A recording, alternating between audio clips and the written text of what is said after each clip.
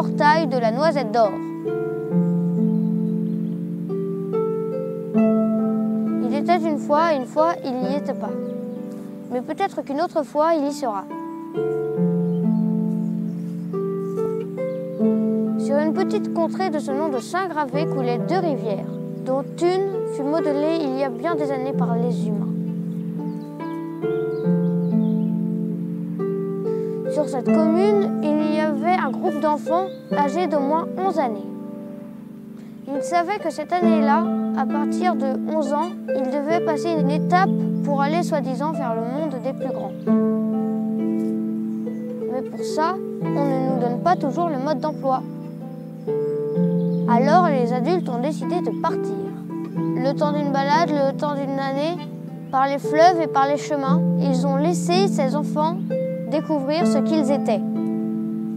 On leur laissa un petit sac dans lequel il y avait toutes les couleurs. Ils ont vadrouillé, ils ont marché à travers des chemins grands ouverts sur le ciel pour regarder les étoiles le soir et des chemins creux à l'ombre pour cheminer vers soi. Dans ces chemins creux, ils s'y sont installés et ils y ont écouté toutes les histoires qui se sont passées. Parce que dans les chemins creux, il y a des arbres. Et les arbres sont bien plus âgés qu'eux, et bien plus âgés que nous tous. Sous ces arbres, ils y ont collecté de nombreuses histoires. Des petites histoires qui ne payent pas de mine, et puis de grandes histoires qui font vivre sans vie.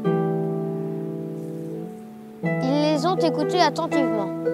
Ils ont regardé des feuilles qui piquent, des feuilles toutes douces, des feuilles bien vertes, au travers de toutes les saisons.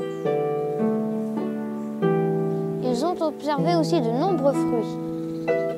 Des fruits, ils les ont cueillis, ils les ont goûtés.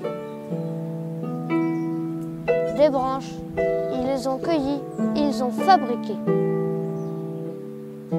Et avec toutes ces branches, et avec toutes ces histoires, ils ont pu construire un portail, leur portail, qui leur a permis de faire le passage vers leur propre chemin.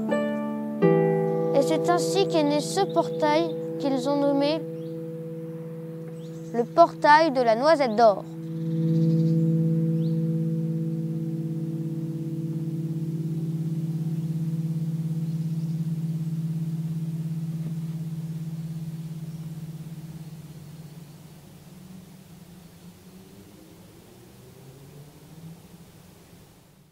Bon, et maintenant, levez les lunettes de vos écrans et regardez ce qu'il y a devant.